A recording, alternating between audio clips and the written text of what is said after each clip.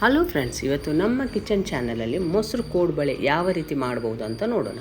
ಇಲ್ಲಿ ಮೊದಲಿಗೆ ನಾನು 2 ಗ್ಲಾಸ್ ಅಕ್ಕಿ ಹಿಟ್ಟಿಗೆ ಎರಡೂವರೆ ಗ್ಲಾಸಷ್ಟು ನೀರನ್ನು ತಗೊಂಡಿದ್ದೇನೆ ಫ್ರೆಂಡ್ಸ್.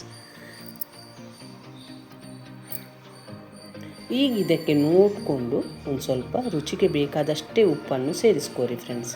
ಮತ್ತೊಂದು ಅರ್ಧ ಚಮಚದಷ್ಟು ಜೀರಿಗೆ,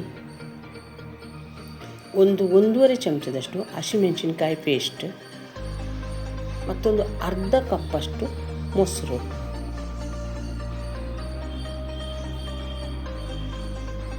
ಮತ್ತೊಂದು ಅರ್ಧ ಕಪ್ಪಷ್ಟು ತೆಂಗಿನಕಾಯನ್ನು ಕೂಡ ಇಲ್ಲಿ ಹಾಕ್ಕೊಂಡಿದ್ದೇನೆ ಫ್ರೆಂಡ್ಸ್. ನಮ್ಮ ಕಿಚನ್ ಚಾನಲನ್ನು ಯಾರಾದರೂ ಹೊಸದಾಗಿ ನೋಡೋದಾದರೆ ಈ ಚಾನಲನ್ನು ಸಬ್ಸ್ಕ್ರೈಬ್ ಮಾಡ್ಕೊಳ್ಳಿ.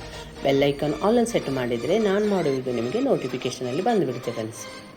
ಈ ಸಾಮಾನ್ಯವಾಗಿ ಮೊಸರು ಕೋಡುಬಳೆನ ಒಂದು 2 ದಿವಸ ಅಷ್ಟೇ ಮಾಡ್ಕೊಂಡು ತಿನ್ಬೋದು ಫ್ರೆಂಡ್ಸ್. ಭಾಳ ದಿವಸ ಇಡೋದಕ್ಕೆ ಬರೋದಿಲ್ಲ, ಯಾಕಂದರೆ ಇಲ್ಲಿ ತೆಂಗಿನಕಾಯಿ ಇರ್ಬೋದು, ಮೊಸರನ್ನು ಸೇರಿಸ್ಕೊಂಡಿರುವುದರಿಂದ 1-2 ದಿವಸ ಅಷ್ಟೇ ಇದನ್ನು ಮಾಡ್ಕೋಬೋದು ಫ್ರೆಂಡ್ಸ್.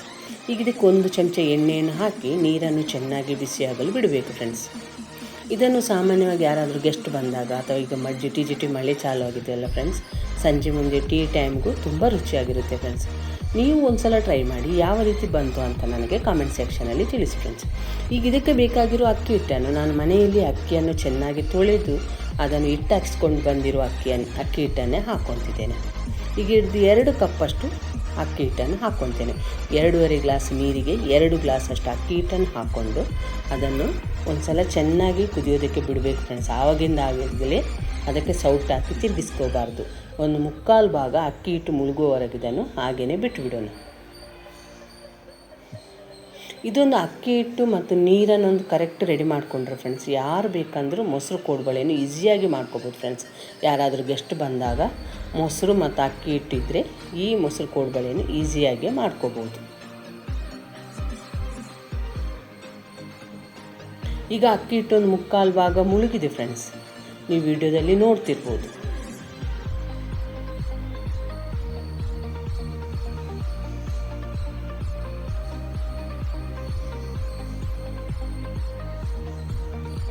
ಈಗ ಇದನ್ನೆಲ್ಲ ಒಂದು ಸಲ ಚೆನ್ನಾಗಿ ತಿರುಗಿಸ್ಕೋಬೇಕು ಫ್ರೆಂಡ್ಸ್. ಗ್ಯಾಸ್ ಆಫ್ ಮಾಡ್ಕೋಬಾರ್ದು, ಯಾಕಂದರೆ ಅಕ್ಕಿ ಹಿಟ್ಟು ಚೆನ್ನಾಗಿ ಬೇಯಲಿ ಅಂತ ಒಂದು ಸ್ವಲ್ಪ ನಾವು ಇದನ್ನು ಅಕ್ಕಿ ಹಿಟ್ಟನ್ನು ಒಂದು ಸಲ ಚೆನ್ನಾಗಿ ತಿರುಗಿಸ್ಕೊಳ್ಳೋಣ. ಅಕ್ಕಿ ಹಿಟ್ಟು ತಳ ಬಿಡುವವರೆಗೆ ನಾವು ಇದನ್ನು ತಿರುಗಿಸ್ಕೋಬೇಕು ಫ್ರೆಂಡ್ಸ್. ಎಲ್ಲೂ ಗ್ಯಾಸನ್ನು ಆಫ್ ಮಾಡ್ಕೊಳ್ಳೋದೇನು ಬೇಡ.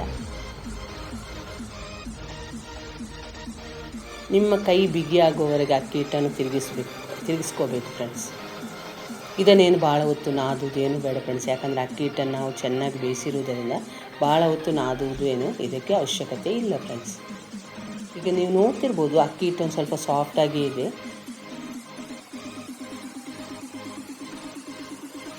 ಈಗ ತಳ ಬಿಡುವವರೆಗೆ ಇದನ್ನು ತಿರುಗಿಸ್ಕೋಬೇಕು.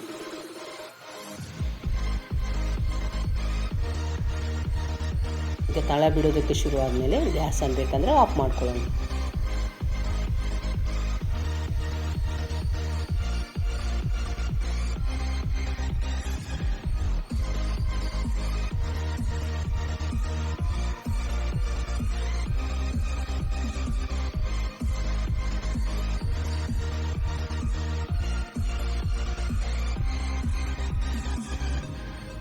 ಇಷ್ಟಾದರೆ ಸಾಕು ಫ್ರೆಂಡ್ಸ್. ಈಗ ಇದನ್ನು ಬೇರೆಯೇ ಪಾತ್ರೆಗೆ ಹಾಕ್ಕೋಬೇಕು. ಈಗ ಇದನ್ನು ಬೇರೆ ಪಾತ್ರೆಗೆ ನಾನು ಹಾಕ್ಕೊಂಡಿದ್ದೇನೆ ಫ್ರೆಂಡ್ಸ್.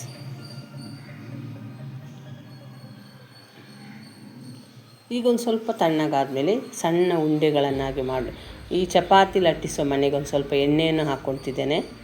ಆಮೇಲೆ ಒಂದು ಸಣ್ಣ ಉಂಡೆಗಳನ್ನಾಗಿ ಮಾಡಿ ನಿಮಗೆ ಯಾವ ಆಕಾರದ ಮೊಸರು ಕೋಡುಬಳೆ ಬೇಕೋ ಆ ಆಕಾರದಲ್ಲಿ ನೀವು ಮೊಸರು ಕೋಡುಬಳೆಯನ್ನು ಮಾಡ್ಕೋಬೋದು. ಇದನ್ನೇನು ನಾನು ಭಾಳ ಹೊತ್ತು ಹಿಟ್ಟನ್ನೇನು ನಾದ್ಕೊಳ್ಳೋದಿಲ್ಲ ಫ್ರೆಂಡ್ಸ್. ಹಿಟ್ಟನ್ನೊಂದು ಚೆನ್ನಾಗಿ ಬೇಯಿಸಿದರೆ ಸಾಕು. ಹಿಟ್ಟೊಂದು ಸ್ವಲ್ಪ ಬಿಸಿಯಾಗಿರುವುದರಿಂದ ಇದನ್ನು ನಿಧಾನಕ್ಕೆ ಮಾಡ್ಕೊತಿದ್ದೇನೆ ಫ್ರೆಂಡ್ಸ್.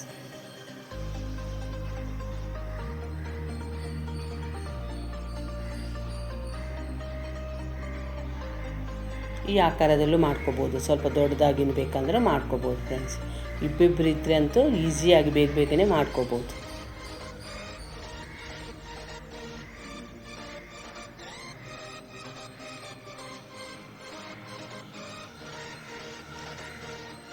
ಎರಡು ಆಕಾರದಲ್ಲಿ ಮಾಡಿ ನಿಮಗೆ ತೋರಿಸಿದ್ದೇನೆ ನಾನು. ಈಗ ಆವಾಗಲೇ ನಾನು ಎಣ್ಣೆಯನ್ನು ಬಿಸಿಯಾಗೋದಕ್ಕೆ ಇಟ್ಟಿದ್ದೇನೆ ಫ್ರೆಂಡ್ಸ್. ಈಗ ಎಣ್ಣೆನ ಚೆನ್ನಾಗಿ ಬಿಸಿ ಆದಮೇಲೆ ಜಾಸ್ತಿ ಉರಿಯಲ್ಲೇ ಒಂದು ಸಲ ಫ್ರೈ ಮಾಡ್ಕೋಬೇಕು. ಆಮೇಲೆ ಎಲ್ಲನೂ ಹಾಕಿದ ಮೇಲೆ ಉರಿಯನ್ನು ಭಾಳ ಕಡಿಮೆನೇ ಇಟ್ಕೊಂಡು ಫ್ರೈ ಮಾಡ್ಕೋಬೇಕು ಫ್ರೆಂಡ್ಸ್. ಆಗ ಸ್ವಲ್ಪ ಕ್ರಿಸ್ಪಿಯಾಗಿ ಬಂದುಬಿಡುತ್ತೆ ಫ್ರೆಂಡ್ಸ್. ಉರಿನ ಎಲ್ಲ ಹಾಕಿದ ಮೇಲೆ ಕಡಿಮೆ ಮಾಡ್ಕೊರಿ. ಇದು ಬ್ರೌನ್ ಕಲರ್ ಬರುವವರೆಗೆ ಫ್ರೈ ಮಾಡ್ಕೋಬೇಕು ಫ್ರೆಂಡ್ಸ್. ನೀವು ಒಂದು ಸಲ ಟ್ರೈ ಮಾಡಿ ಯಾವ ರೀತಿ ಬಂತು ಅಂತ ನನಗೆ ಕಾಮೆಂಟ್ ಸೆಕ್ಷನಲ್ಲಿ ತಿಳಿಸಿ ಫ್ರೆಂಡ್ಸ್.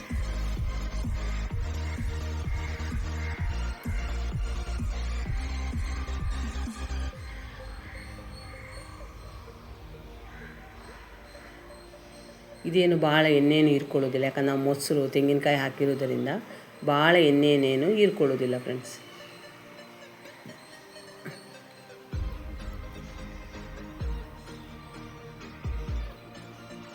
ನೋಡಿದ್ರಲ್ಲ ಫ್ರೆಂಡ್ಸ್ ಯಾವ ರೀತಿ ಮೊಸರು ಕೋಡ್ಬಳೆ ಮಾಡಿದೆ ಅಂತ ನಾನು.